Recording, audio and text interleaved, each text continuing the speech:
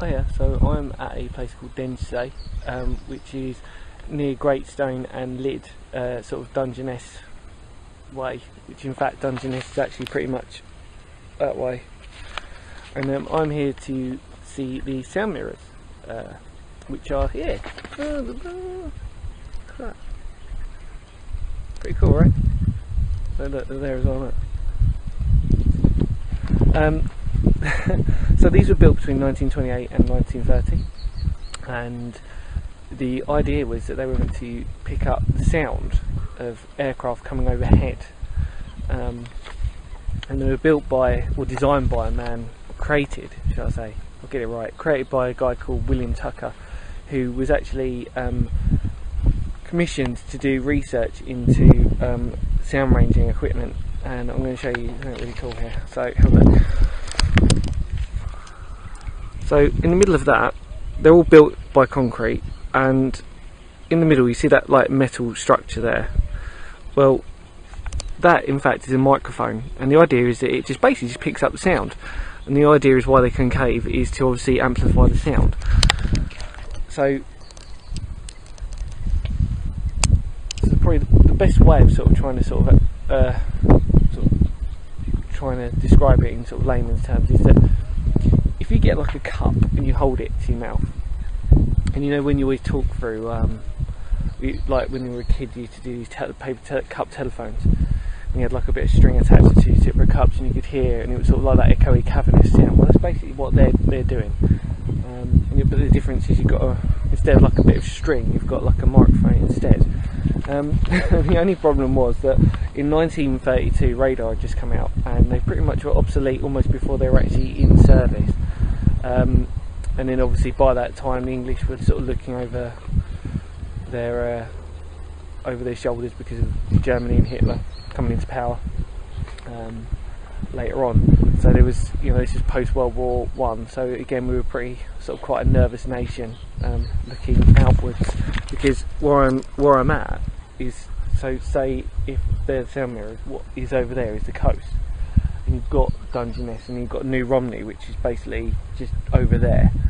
So we're literally facing the coast, and they would test it by getting aeroplanes, and obviously the closer they come, the more of the frequency would sort of pick up, or the more the amplification would come across. Because where we are, all of this is, I'm going to show you, so all of this is shingle, and it's basically beach and coast, because this is technically Romney Marsh, where we're at, huge marshland. In fact, over there, I'm pointing loads today, over there is actually a nature reserve, Dungeness Nature Reserve, which is I think it's the largest one in the southeast. So I mean, we literally flat land everywhere, so I mean, it couldn't have been a probably more perfect place to sort of do it. So I wanted to talk more about this really. I mean I've come here a couple of times. In fact, the last time I actually filmed this before, and it was with an old friend of mine, and we had a lot of fun.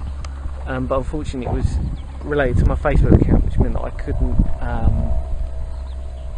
Obviously, I deleted my Facebook account, so it kind of meant that I couldn't actually put anything up anymore. So I've had to redo this one, and there'll be a few more videos that I'm going to do, historical ones that I'm having to redo. But this place is amazing. The only problem is though, is that I haven't.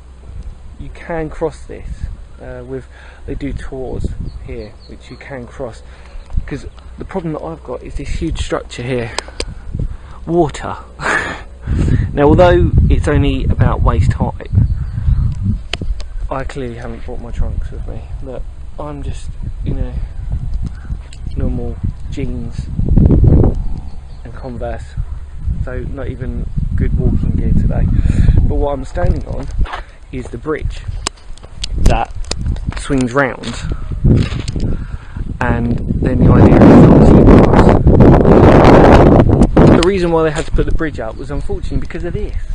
This again, people messing. So we've got, hang on, if I show you, so we've got graffiti here, and there's actually graffiti over there as well. If I show you, see. so hence why they've had to be even more restricted, because this is an island. All of this that I'm on is an island right now, literally. So there are paths that you can walk through across, but that actual Sound Mirrors itself is an island. I've been really fortunate today because it's one of the rare days where it's actually been really nice and bright and summery, finally. But it's really muggy, and where all this lake is, they are just covered in flies and mozzies and everything. So literally I think by the time I get home, I'm just probably going to have like so many gnat bites. I'm already scratching my nose and everything. But yeah, so I'm going to try and show you a little bit more around. Probably by that time I'll get a tan.